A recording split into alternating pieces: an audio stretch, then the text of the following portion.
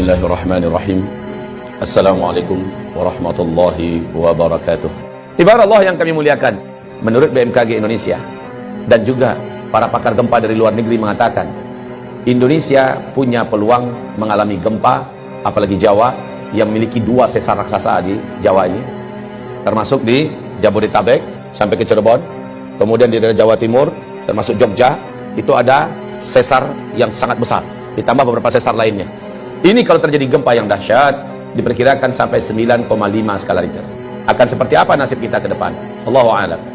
Kita hanya berdoa dan berharap semoga tidak, semoga tidak. Saya juga berharap demikian dan kita aminkan bersama-sama. Mari, amin ya rabbana amin.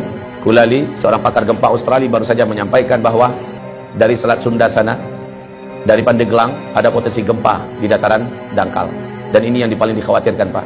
Ini bisa menimbulkan tsunami setinggi 57 meter. Tsunami ini akan mengejar sampai seluruh Banten sampai ke Jakarta. Kalau 57 dari sana sampai Jakartanya sisanya 15 meter ketinggiannya.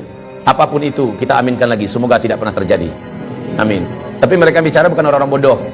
Mereka adalah pakar dan ahli. Ketika mereka memperingatkan, maka layak untuk kita mengambil kesiagaan. Saya hanya sarankan pada kita, yang mampu menghentikan bencana yang sudah diprediksi perkiraannya hanyalah Allah Subhanahu wa taala.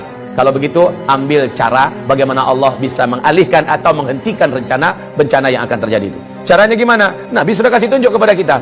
Pertama, lakukan taubat massal. Indonesia harus bertaubat. Dari apa bertaubat? Indonesia harus umumkan taubat ini kepada Allah Subhanahu wa taala, pemerintahnya, ulamanya, ya. Apa yang harus masyarakatnya diajak?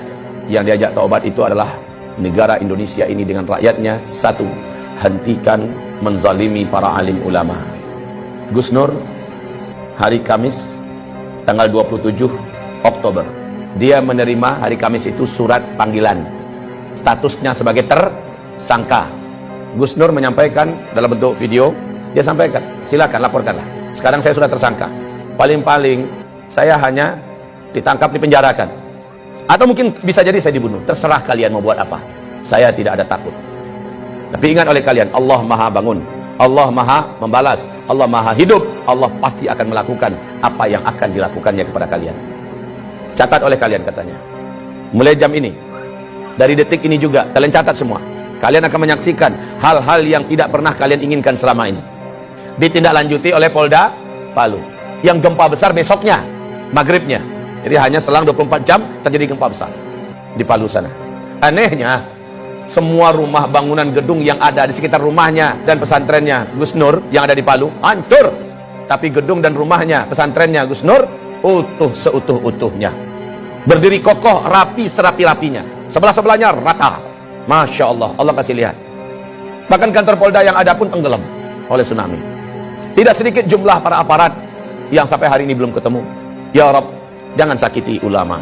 Saya sudah sampaikan kepada pemerintah negeri Republik Indonesia tercinta ini, Anda berutang ke sana kemari dengan harga dan angka yang sudah sangat gila-gilaan, dan ini membahayakan untuk NKRI ke depan.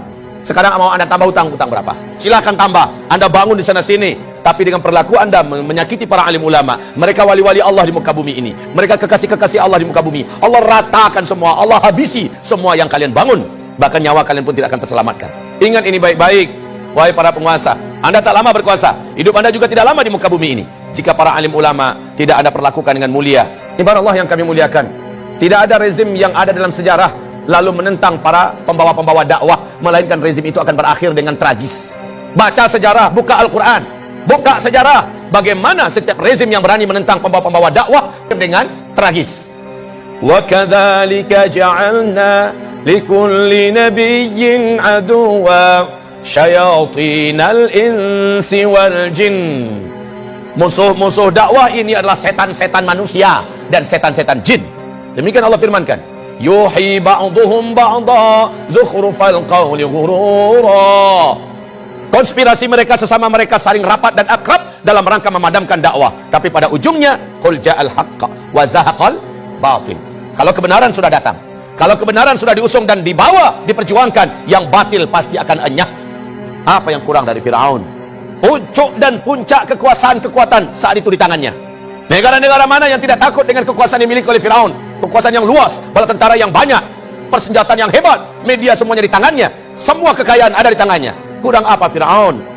Dan Musa hanya seorang pendakwah biasa. Musa dengan pendampingnya Harun. Bani Israel orang-orang rakyat biasa, tapi mereka bersama Allah yang maha perkasa. Ketika semakin zalim Firaun kepada Musa, dengan fitnah yang bermacam-macam, dengan cara yang bermacam-macam untuk menghabisi Musa, akhirnya Firaunlah yang habis. Bala tentaranya habis, lumpuh semua. Bukan sekedar lumpuh, mati semuanya. Ditenggelamkan oleh Allah dalam Laut Merah. Kisah Firaun ini terulang, abad demi abad, terus terulang dan berulang. Namrus sebelumnya, Ibrahim yang disasar. Namrus habis, dihabisi bala tentaranya oleh Allah, hanya dengan tentara kecilnya, berupa lalat. Namrus pun sekarat mampus. Bala tentaranya hebat-hebat. Itu Ibrahim alaihissalam, Nabiullah dan Rasulullah.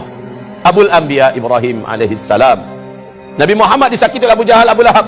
Di Mekah dia petentang-petenteng ke sana kemari seolah dunia miliknya, membangun koalisi dan jaringan internasional kemana-mana dalam rangka menyakiti Nabi Muhammad, menyakiti para sahabat. Habis mereka dibuat oleh Allah Subhanahu wa taala.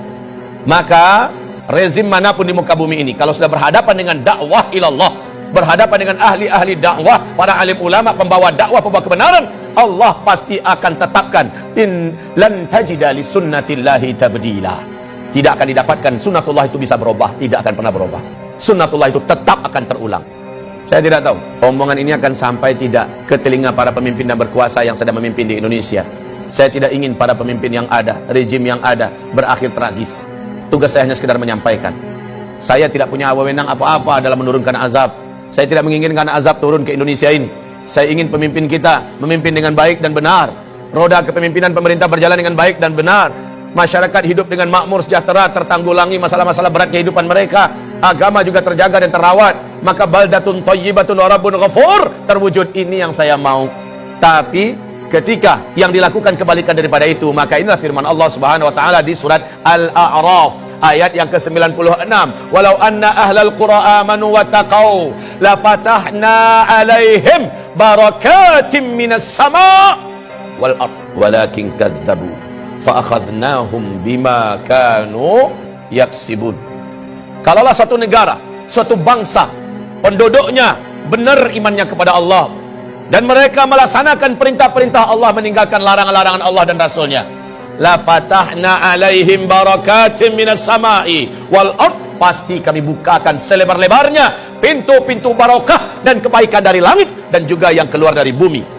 Walakin, tetapi sayang, kadzabu, mereka mendustakan, mereka melawan dan menentang. Fa akhadnahum bima kanu yaksibun, kami siksa mereka. Fa akhadnahum bima kanu yaksibun. Kapan siksaan itu? Afa amina ahlul qura ayatiyahum ba'suna bayata wa hum naimun. Apakah mereka merasa aman ketika dosa sudah dibuat di mana-mana, maksiat sudah dilakukan di mana-mana? Mereka masih merasa aman daripada siksa dan azab kami yang datang kepada mereka baghtatan, tiba-tiba. Wa hum naimun, mereka sedang di rumah-rumah mereka, mereka sedang kumpul-kumpul dengan keluarga mereka, mereka sedang mau tidur atau sedang tidur, datang kepada mereka siksaan kami. Wa hum naimun. Awa amina ahlul qura ayatiyahum ba'suna duha, atau kami siksa mereka di waktu duha. Wahum yal'abun, mereka sedang main-main. Baik saudaraku, hamba-hamba Allah yang kami muliakan, insyaallah semoga bermanfaat yang saya sampaikan. Mari kita istighfar dan tutup dengan doa kafaratul majlis. Astaghfirullah, astaghfirullah, astaghfirullah. Subhanakallahumma wa bihamdika asyhadu an la ilaha illa anta astaghfiruka wa atubu ilaik. Wassalamualaikum warahmatullahi wabarakatuh.